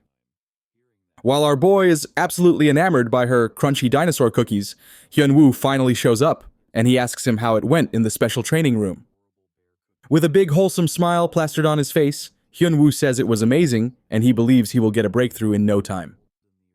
Hearing that, Kim promises to get the season pass as soon as humanly possible, while Yan gets crippling depression at him, calling her adorable bear cookies dinosaurs. Then their homeroom teacher enters the class and announces that the battles will be held in the arena moving forward, and the time limit will be increased to 10 full minutes, so they better use each moment smartly. He also explains that every first year must complete 3 matches within the week, and their score will be heavily decreased if they refuse to take part. Hearing that, Kim silently grins in anticipation of the event he's been eagerly waiting for, and thinks it's finally time to destroy the competition. He checks the system panel and notices a sub-quest that increases the reward based on how many victories he gets after playing 3 PvP matches. Because of that, this time he knows he cannot afford to lose and has no choice but to win. He tells Hunwoo to come along to the arena with him, but before he can leave, Yan grabs his arm and mentions that she is free today. Everyone nearby stares at them thinking a proposal is about to drop, but their hopes crash immediately when they realize it's just about a training session the two had planned. Later in the afternoon, when the arena is completely empty and Kim is casually goofing around with his friend, a red-haired guy named Ji Hong suddenly walks in and starts mocking him for forfeiting the battle against Miss Song. He calls Kim a coward, which instantly fires up Hyun-woo again. But Kim calmly waves him off and keeps things from escalating. Still, Kim has no plans of going easy on the redhead and begins provoking him by pointing out that they both ended up with the same score in the placement exams. That ticks Jeong off even more as he yells about how insulting it is to be compared to a coward. And in an attempt to prove his point, he challenges Kim to a one-on-one duel right there. Kim accepts without hesitation, clearly enjoying how things are going exactly the way he wanted. Jeong goes all in, thinking he can end the match with a single strong move. But Kim stays a step ahead and hits him with the hummingbird spell, paralyzing him in an instant. He even mocks Jeong for falling for the same exact trick twice, especially after getting humiliated by the Thunder Girl not too long ago. Kim says that he at least showed more mercy than Song Chun-hee and wraps up the fight by beating him cleanly. Even after taking a proper loss, the redhead refuses to accept defeat and insists that a second match would end differently. Kim plays along and goes for another round, but the result stays the same, with Ji Hong ending up even worse than before. Still not ready to give up, Jeong challenges him again, clearly fired up to somehow turn the tables. Even though Kim needs one more win to complete his quest, he acts like he's completely exhausted and insists on getting something in return if they're going to fight again. The poor redhead, desperate for another shot, hands over a spiritual pill made by his own family just to get Kim to agree to a rematch, only to be defeated the exact same way yet again. This time, the beating finally knocks some sense into him, and Ji Hong admits his loss, even apologizing for all the rude stuff he said earlier. He tells Kim he was wrong to call him a coward and says he misjudged him, but Kim casually tells him to keep acting like he's a coward for now. While the request seems a bit sus, Jeong ends up agreeing without pushing any further. Once he's done stacking up his 3 wins, Kim checks in with his friend and finds out that Hyun-woo has also managed to secure 2 victories. Hyun-woo says he still has 1 more match to go and tells Kim to head off first while he wraps things up. Kim then makes his way to the Mana training room where he starts working with Yain, patiently teaching her the basics of magic bullets and helping her grow stronger. The girl turns out to be a fast learner, and the way she picks up everything leaves Kim genuinely impressed. Their training keeps going until it's finally her turn to fight, and she walks into her match against a green-haired guy named Kwak Joel. The guy tries to get clever by using the terrain to stay hidden, but Yang just smiles and takes him out like a bird on a wire, securing herself a clean and easy win. Later that night, the homeroom teacher reviews the match replays and notices a few things that feel off. His eyes go wide when he sees Yan's battle and starts questioning how someone could improve this much in just 2 days. That's when it hits him as he remembers overhearing that Kim had trained with her, and it becomes pretty clear that he's pulled some serious strings again. The whole thing gives the teacher a bit of a chill as he starts wondering who this mysterious kid really is. Meanwhile, Kim is chilling somewhere else, completely focused on the cube, and he finally finishes crafting the Cube of Life, which boosts the effectiveness of any stored life items by a solid 3 times. He feels pretty proud of himself for all the hard work and intense meditation that upgraded his core rank up to D. So now the mana consumption from skills won't feel nearly as painful as before. With his preparations finally complete, our hero confidently gets ready to advertise his new little invention. On his way to class, he runs into the druid Parknari. And just as he planned, all animals like her cat are incredibly sensitive to life energy. So, the cube instantly attracts Tiger Kitty, and it proceeds to leap right into that bad boy, making itself quite comfortable. Nari apologizes for her overly curious cat being so pushy, and politely asks it to come out. But as a druid, she instantly senses the rich life energy emanating from his strange invention. Right then and there, Kim tells her he has to go, so it would be great if she could take back her cat more clingy than his ex. Intrigued by the mysterious cube, Nari asks him if he is from Class 3. And after that, she finally takes her leave while still apologizing, resulting in a major success in Kim's quiet mission to grab the Nature Club's attention and snag that precious season pass. Then he gets fully ready for his long-anticipated main event. Later in class, the teacher is reading off some boring lecture, but he intensely waits for just one more minute until the event is triggered. After class ends, the students begin unwinding and chatting around when suddenly a deep red aura shines brightly, and a pulsating orb appears out of absolutely nowhere. Lightning erupts from the mysterious orb and strikes every student in the room. But their panic is short-lived, as it disappears just as fast as it came. At first, they think nothing really happened, but as they begin to notice numbers printed on each other's foreheads, our hero instantly recognizes this as the surprise inspection known as the bandwave. It uses some fancy sci-fi magic to detect whether students possess any inappropriate toys or illegal items in their inventory and locks them away. Our hero is genuinely surprised at the horrifying screeching sound it makes. While Yan and Hunwoo stand undisturbed like nothing strange happened at all, he then looks at some lame guy panicking while checking his inventory and calmly walks up to him to ask if his club president happened to tell him today was inspection day. Still, the guy cries out that he doesn't have anything technically illegal. But what he does have are things no man should ever be caught carrying. So, our boy casually offers to give him a little help. He seriously doubts if Kim can really do anything. But the moment Kim takes the item back, he desperately begs him to save him and swears he'll do whatever he says in return. Hearing that, our boy calmly makes it clear to the guy that he now officially owes him a favor, which the guy quickly confirms without hesitation. Kim then tells him to place any of his banded items safely inside the cube, making the guy suspiciously curious if it's actually safe. Hiding together under the table, like two totally suspicious guys, our boy tells him to take it or leave it. Hearing the footsteps getting close, he panics and quickly dumps all of his contraband inside the cube of life without another word. Suddenly, Chun-hee makes an explosive entrance and yells for all the filthy villains to freeze right where they're standing. She immediately notices the boys hiding under the table and demands to know what exactly they're trying to hide. But our hero casually gets up and replies that they're just having a private boys' talk, and it's none of her business. The guy with the number on his forehead backs him up, insisting they weren't doing anything suspicious at all. But Chun-hee tells him to empty his pockets of whatever sketchy trash he's carrying anyway. Then she turns to Kim and tells him to bring out whatever he's hiding too. Because the orb doesn't lie and she's hit with disbelief when it fails to react at all. Dumbfounded, she stares while Kim excuses himself and strolls off, feeling quite satisfied that he managed to obtain the cube of life just in time for Friday. Because demonstrating the usefulness of the only item that can bypass the bandwave will give him serious bargaining power.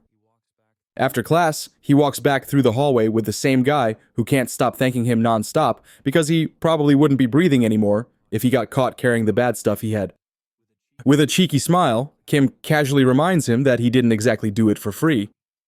Our boy then tells him to head straight to his club president to reclaim the items, and the guy nervously admits she's actually been wanting to see him for quite some time. You see, the Thieves Guild is responsible for moving all the illegal items throughout the entire Dragon Slayer Academy. And right at the door, our boy watches the clueless guy innocently say hi to his boss, only for her to kick him square in the face for making her work on an off day. She then proceeds to beat the poor guy up, saying he totally wasted her precious free time. Watching her go completely ham on him, Kim finally says hi to remind her he's still standing there, and the lady instantly calms down and introduces herself as Gwong, president of the Thieves Club. She immediately jumps into business mode and demands that he show her the item he claims can completely bypass the bandwave system. Seeing the cube of life up close, she can't believe it exists, just like the rumors have said. And she even admits it's getting her so heated, she wants to steal it for herself right now. Still, our boy reminds her she'll get caught immediately since all Magitech items have an anti-theft feature, leaving her amazed that the thing is Magitech. Hearing that, her over-the-top excitement dies down, and she leans back, asking what our hero is really after, while also explaining there's not much they can offer right now since the club is kind of broke at the moment. But he assures her that he won't ask for anything they can't actually do, and then politely requests that she personally escort him into their temporary underground storage room for a little private business discussion. That instantly sours her mood, and she narrows her eyes, asking him if he's actually being serious, because the temporary storage room is the place where all the confiscated contraband gets dumped right after being caught by the bandwave. She explains it's usually screamed within 1 week by the higher-ups, after which it all mysteriously vanishes to a place no one knows anything about. However, our boy calmly claims he already knows the president herself will be heading there in a day or two. So she asks him to just be honest if he is a lackey working for the disciplinary committee. He shrugs and lets her know that he's got nothing to do with that stuck-up bunch. In fact, he's on pretty bad terms with them. Hearing that, she says, while she is thankful for the help earlier, his current request isn't exactly something easy she can pull off without problems. Just then, he catches her completely off guard by saying he already knows the temporary storage is guarded day and night by members of the disciplinary committee, and that while breaking in is already tough on its own, getting out after the job is nearly impossible. That's exactly why he offers her a solid deal that she only needs to help him with getting out, and in exchange, he will hand over the cube of life. The president pauses and seriously purrs his proposal, realizing it would be incredibly useful for the Thieves Club to hide their most valuable items inside a magical cube that not even the bandwave can detect. As she purrs over, he locks eyes with her and gives her one last opportunity to accept the deal before it's off the table completely. Overlooking the site where the covert operation is about to go down, the thieves have gathered. Before making any drastic moves, club leader Dang Yu-yong did a preliminary headcount, making sure everyone was present. Everyone was accounted for, but her thieves were confused with the addition of an unknown rookie. Without giving up much info to her members, Gu-yong simply stated that the kid is there to help. Naturally, the senior thieves were skeptical of the boy. The job is risky enough as it is. Adding another rookie into the mix could mess things up. Davin, the club's tech girl, and support from outside the site verified that preparations are complete. As one final piece of advice, the leader warned Kim-ho to avoid standing out at all costs. Once they're in, the priority is nabbing rare small items. Infusing their legs with shadowy powers, the Thieves Club charged forth. The technique was called Silent Steps, a handy B-rank movement tech. Since the life cube had been crafted, Kim-ho felt free to clear magic engineering from his skill slot and replace it with a crucial stealth skill. All it takes is seeing the club execute the tech. Meanwhile, the soul guard manning the entrance was wholly unprepared for what was about to happen. Suddenly, he saw bizarre butterflies flying around him. When he figured that something fishy was going on, the butterflies had already detonated, turning into a restrictive substance through shadowed flight. It was a perfect rope and gag to deal with unprepared guards without causing severe harm. In this old building, the third floor secretly houses a ton of confiscated treasures. It's only natural that the authorities placed countless security spells around the place. After bypassing a decent bit of those traps, the group was spotted by a patrolling guard inside. The patrol tried to raise his staff, but was quickly tied up and neutralized by the thief twins. Afterwards, they encountered even more guards, and the group swiftly and efficiently dealt with security personnel without unnecessarily shedding blood. They eventually reached the final corner, leading to the temporary storage room. Before breaching the mother lode, Dang Yuyang pulled out an artifact for a final check. Through a magic glass, she spotted a troublesome goblin-looking guy guarding the door to the storage room itself. He's a third-year hard-ass wielding an A-rank axe called Hell Cleaver. For a thief like Gu Yong, this is the worst matchup possible. It looks like Kim Ho has to step in and lend some help early tonight. He turned to the girl boss and confirmed if she had Shadow Dream in her skill list. There are only a select few people who know about that technique, but there's no time to explain how Kim Ho became aware of it. After getting confirmation, he gave her a little touch and used Amplify to elevate the C-rank Shadow Dream up to A rank. They are losing time, so there is no time to wallow in surprise. Gu Yong used Shadow Dream and spawned more butterflies than he had ever summoned in her life. The purple flyers quickly swarmed around the axe-wielding bastard. Like the brute that he is, this dude started swinging his giant weapon in an attempt to cleave little ass bugs. Of course, that did not end up working at all. As soon as one of the butterflies got in range to explode, a chain reaction was triggered. The axe brute was taken out of the equation in one blow. He looked like a cocoon ready to come out with wings. A rank skills are A rank for a reason. Gu Yong made a mental note to confront the freshman about all this crazy after the mission is finished. With the last line of defense neutralized, the thieves were left to feast on treasure. While they were looking for shiny and valuable stuff, Kim Ho did a little personal shopping on his own. The banned item list at the academy mostly restricts items with dangerous side effects. If it's something that damages the body or mind, it will be banned. Tonight, Kim Ho is targeting banned items with elemental penalties, like the shock stone that causes paralysis. With his S-rank elemental resistance, these items are practically free of drawbacks. After a few minutes of careful scouring, he finally felt satisfied with his haul. Since they have a little more time, he might as well browse for some skill books. Skills with severe elemental penalties tend to be strong after all. Browsing through stacks after stacks of skill books, he finally found something that caught his attention. It was a smoldering book giving off incredible heat. Since Kim Ho is lacking in the combat skills department, this grimoire depicting a fiery fist is a godsend. While the team was packing up the loot, some unexpected guests barged in. Dragonslayer Academy Student Council President Seun Ki and second-year discipline committee member Guakung Jae have come to complicate things. Dang Yuyang wasn't fazed. She was more annoyed than anything. They might have picked the wrong night to pull this operation off. Not willing to hear them out at all, the student council president demanded complete surrender and a peaceful transfer to the disciplinary room. The longer this operation drags on, the worse it will get for the thieves. In that case, Gu Yong pulled out one of their contingencies and yelled at her people to split up and escape. She dumped something into the ground, generating a shadow haven that conceals allies inside for a few minutes. Of course, that was enough time to get out of Dodge. Guakung Jai pulled out a divination crystal and quickly tracked down the thieves still stuck inside the building. After passing the word to the entire security team, getting out of the old building just went up to hard mode. On his way out, Kim Ho was interrupted by a big boulder barreling in his direction.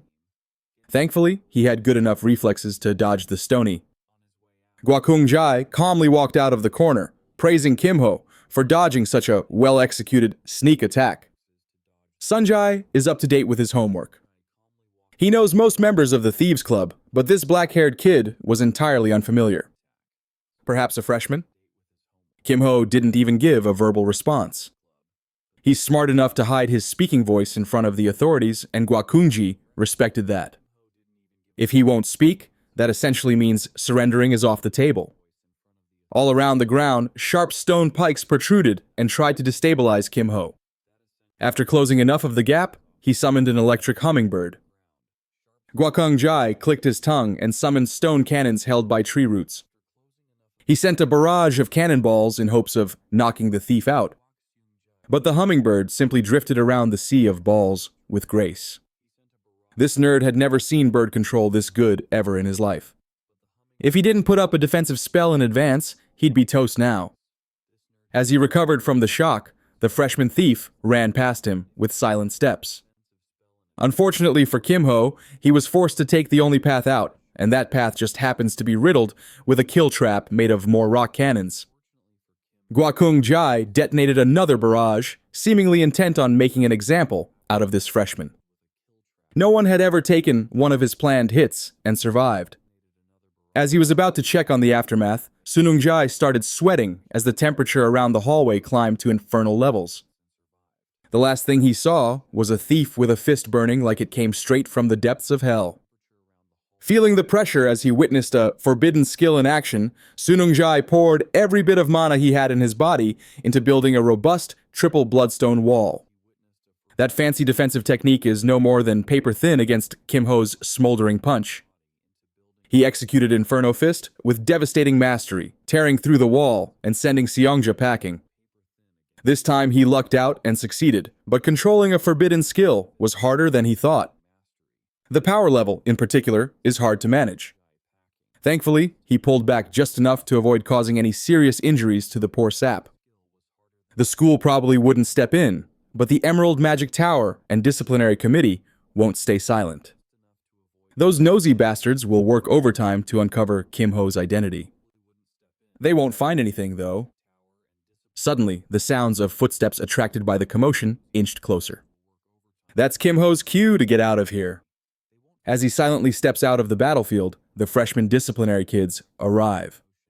The very next day, a few people were escorted to the Student Disciplinary Committee's Room of Truth. Sitting in the hot seat, Dang Yu-yang acted her ass off while claiming innocence. She's been in custody for so long that she ground down the student council president and left the room. Disciplinary Committee Chief Oun took over the interrogation process and went with a gentle approach. He calmly handed the temporary Stoja's item ledger to Gu Yong, and she rifled through the pages with elation. She inwardly thanked Kim-ho for getting involved. Page after page, small but valuable items were pocketed by her club. The committee chief and everyone else know the culprit, but they don't know the method they used to keep the items, nor do they have any concrete evidence. As usual, Guang firmly denied the accusations. If she has to take the fall for a case without real evidence, it won't hold up anyway. For now, the chief can only give a weak-ass disciplinary action to the main culprit. After leaving the Room of Truth, she came across the rest of the disciplinary committee. Counting the heads inside the room, they seemed to be short by one core member. Seeing her acting smug annoyed Sun Chun-hai. She thinks the mastermind is shamelessly playing dumb. Reaching her boiling point, Chun-hai barked about one of the thieves using something as dangerous as Inferno Fist to send Senior Gwakung Jai to the infirmary. In truth, Guang had no idea what this girl was talking about. But if she had to take a guess, there's only one dude in that operation skillful enough to use a forbidden technique. After being interrogated, the club leader went straight to the club and checked on Kim-ho's hand. Surprisingly, it looked perfectly fine.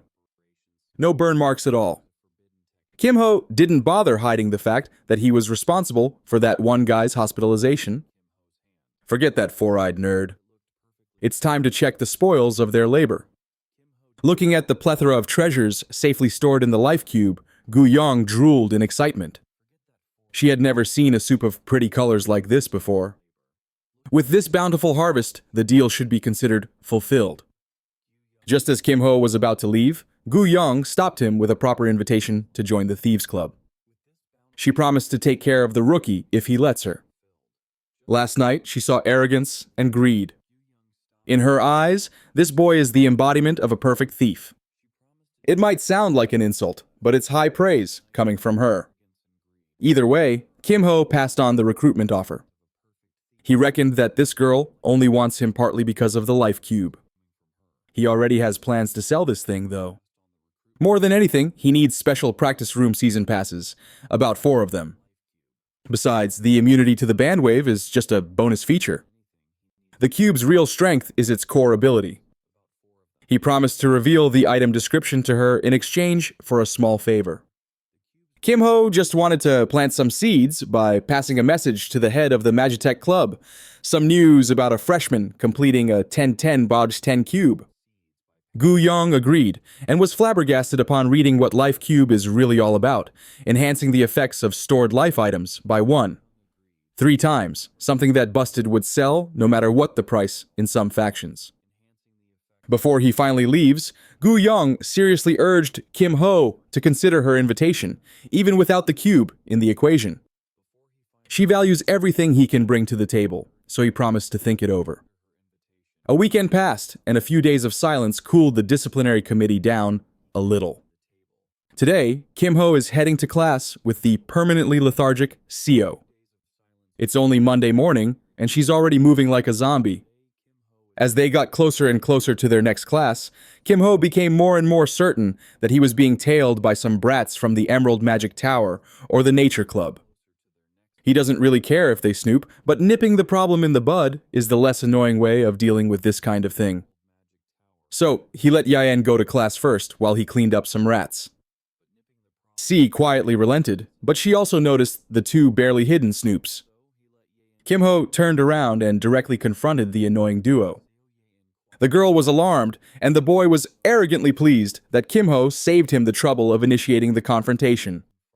He proudly claimed to be a mage from the Emerald Magic Tower. The blue-haired girl was much more polite with her approach, formally inviting Kim Ho to meet their leader. Of course, he firmly rejected such an invitation. If the tower leader needs something from him, the leader can come himself instead of sending lackeys. The boy was pleased that Kim Ho wasn't cooperating, putting on a glove. He had been itching to hit someone to the batter in the message. In that regard, Kim Ho agrees. Without giving the rat a chance to finish his monologue, Kim Ho sent a hummingbird flying. Upon landing, it completely paralyzed the green rat, making him convulse uncontrollably. Miss Rat watched her partner quiver on the ground, not knowing what to do. If it's a fight they are looking for, Kim Ho is always open for business. Knowing that she's no match against someone as decisive as this guy, Miss Rat apologized for causing trouble. Judging by the hummingbird's movement, she could tell that this Kim Ho guy is a skilled fighter. She apologized and he turned around. At least one of the rats had enough brain cells to know when to quit. Miss Rat believes that the rumors about Kim Ho being a coward are nothing but a lie. Mr. Rat, on the other hand, believes that the Ho simply got lucky with a hit. He was already plotting his revenge when a magic bullet cut through the turn and hit the back of his skull. Miss Rat quickly scanned the surroundings, terrified of the unseen sniper that could be hiding anywhere. She tried to be polite and smart, but Miss Rat was implicated and shot in the head. The Emerald Magic Tower representatives were effectively neutralized. In the class, the instructor discusses how dungeons are designed to drain those who enter.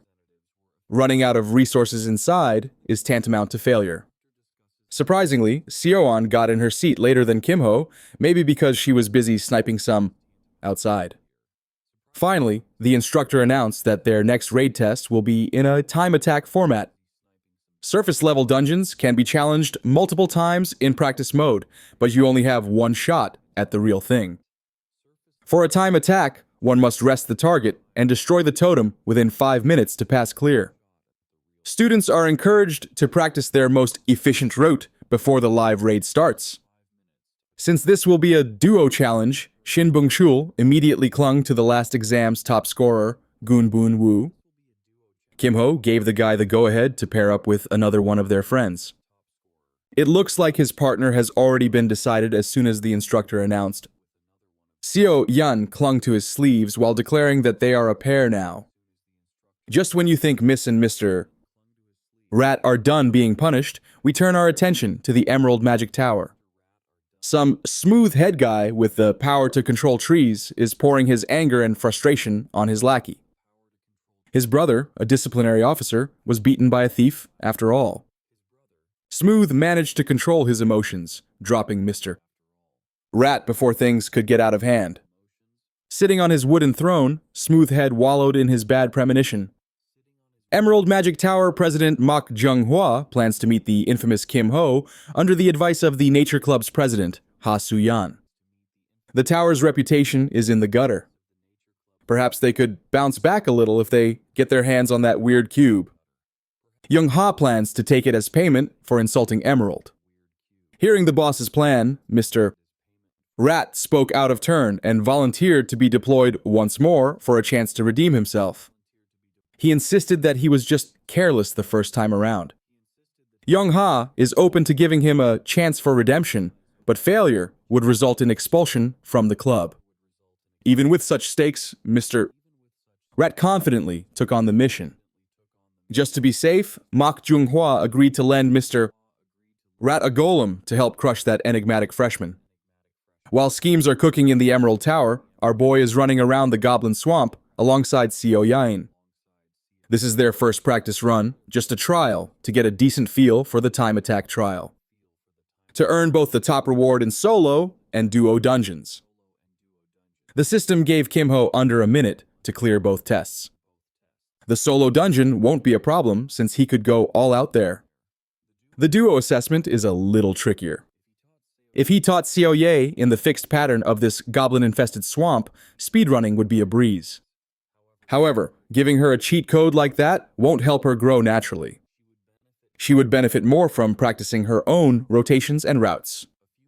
A few minutes of running and gunning later, the duo finally arrived at the flooded goblin's den, the swamp's boss. Before engaging, Kim-ho asked his partner if she wanted to go with dodges or full offensive right away. Beating a boss nets the team 120 bonus points. With such a tasty reward in line, how could you not risk it for the kill? Kim-ho got into the most optimal position to support Yaen's DPS using the control that Hummingbird provides. Unfortunately, the boss monster was not dumb enough to tank an obvious attack with his body. Nevertheless, the Fludgy's attention was drawn, leaving Yaen wide open for a clean shot with her rifle. Upon pulling the trigger, she hit the back of the goblin's bald-ass head. Her magic bullet doesn't have enough damage to pierce through and kill in one shot. If anything, it just made the boss more hostile and erratic. Madly swinging his sword, the Flood Goblin shifted his aggro onto the sniper. In such close range, the rifle's advantage is completely nullified. Even so, Seo Yaen did not panic even for a second. She calmly raised her aim and pulled.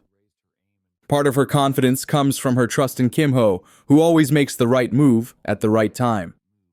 Using Amplify on herself, Hummingbird's rank has been raised from rank E to C for a limited time. As a result, the bird became bigger and more pronounced. Its voltage is higher, and the paralytic property is even more potent. With a completely stunned goblin in her sights, Yaen lined up a brutal 5-member shot. The practice run was a smashing success.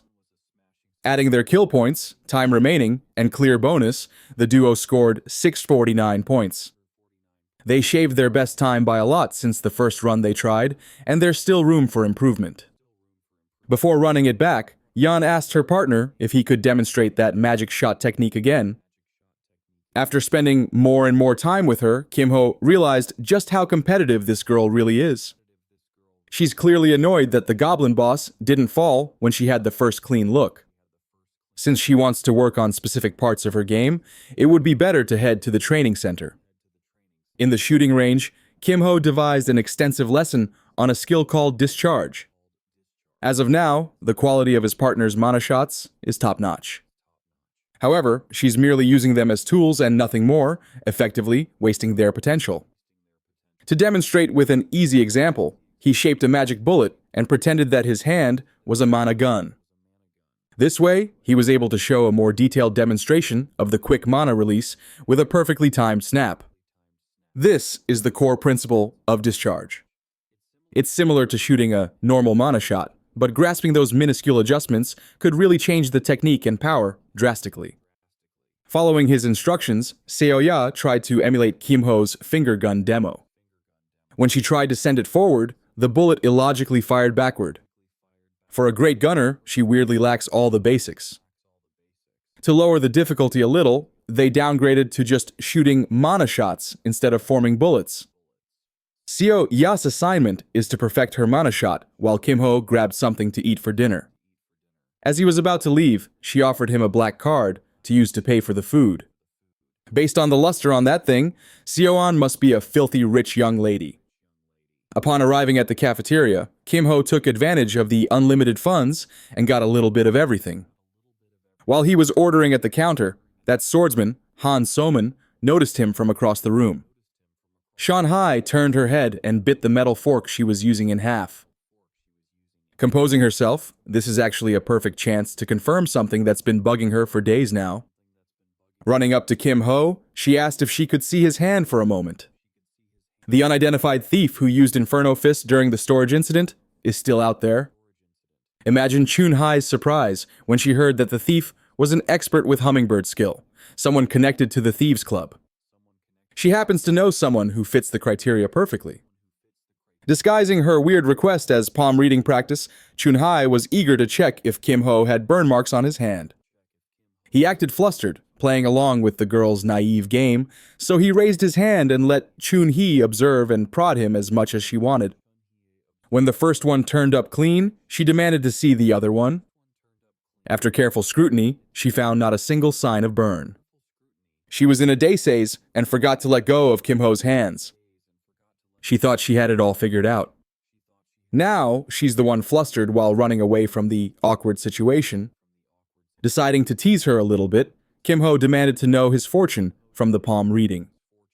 More specifically, he wants to know about the future of his love life.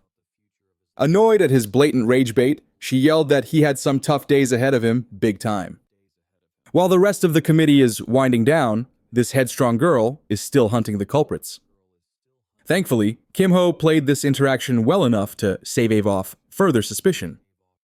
The next day came and the Kim Ho Ye duo is still at it again with a speedrun practice. This time, she opted for 2 pistols instead of 1 big sniper rifle. This way, she could barrage and blitz goblins with sheer numbers. After dealing with the small fries, it's finally time to bring out the literal big guns. As usual, Kim Ho took on a more supportive role by spamming hummingbirds as a stunner, while Yaya dishes out the lion's share of damage. This time, her shots weren't only crisp and deadly. They were powerful enough to tear through goblin weapons uninterrupted. Adding the remaining time, kill count, boss elimination, and clear bonus, the duo scored 728 points. After that clean performance, Kim Ho gave Yayen the praise she deserved for perfectly integrating what she learned yesterday into her battle skills. For the first time since they met on that train, Kim Ho saw the sleepy lady smile.